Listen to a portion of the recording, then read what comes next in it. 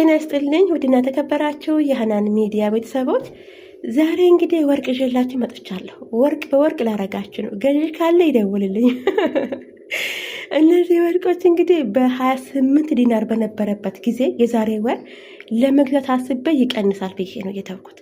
ትላንትና ግን በ36 ዲናር ከ10 ሳንቲም ገዝቻለሁ። ልዩነቱን ብቻ ተመልከቱልኝ።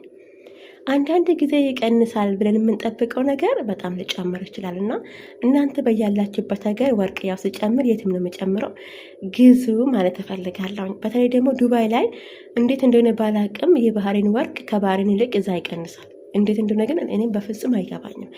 ወርቅ ስትገዙ ግን ኦንላይንም ከገዛችሁ ወዳችም ከገዛችሁ በደንብ ይሁን።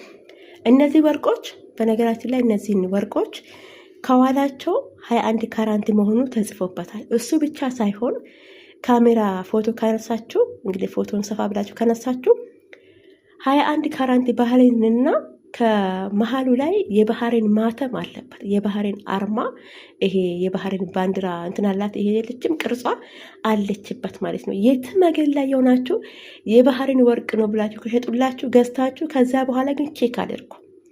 የባህሬን አርማ ማተቡ ወርቁ ላይ ግዴታ መኖር አለበት። ለምሳሌ አንዱ ጫማ ኢትዮጵያ ላይ ብመረት ሜዲን ኢትዮጵያ የሚል ማተብ አለው አይደለም? ልብስም ቢሆን እንደዛ ወርቅም መለያ መኖር አለበት። እንዳትሸወዱ። እነዚህ ወርቆች ማተብ አላቸው እና እኔ መዳሜ እንግዲህ ወርቁ ስንገዛ ሮጣ ማተሙን ነው ያየችው።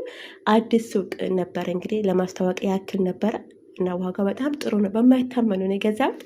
ይሄ እንግዲህ ይሄ የአንገት ወርቅ ነው።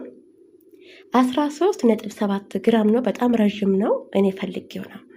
እናንተ በፈለጋችሁት መግዛት ትችላላችሁ።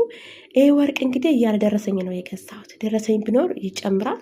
እኔ ግን ያልደረሰኝ ነው የገዛሁት ማለት ነው። ይሄኛው የእጅ ብራስሌት ነው። 5 ግራም ናት። ይሄ ደረሰኛል። ብሸጥ እንኳን ብዬ ነው። ምናልባት ኢትዮጵያ ላይ ከተቸገራችሁ ትሸጣላችሁ። እችኛው ደግሞ የእጅ ቀለበት ናት። 3 ነጥብ ምናምን ናት። እችኛውም ደረሰኛላት። እነዚህ ሁለቱ ደረሰኞች የእነዚህ ሁለቱ ወርቆች ነው። እነዚህን ወርቆች ግን ለመሸጥ አስባለሁ። የጆሮ የእጅ ብራስሌት እና የቀለበት ናት። ጠበኛለች። ሽጬ ሰፋ ያለ ነገር ይገዛለሁ ብዬ አስባለሁ።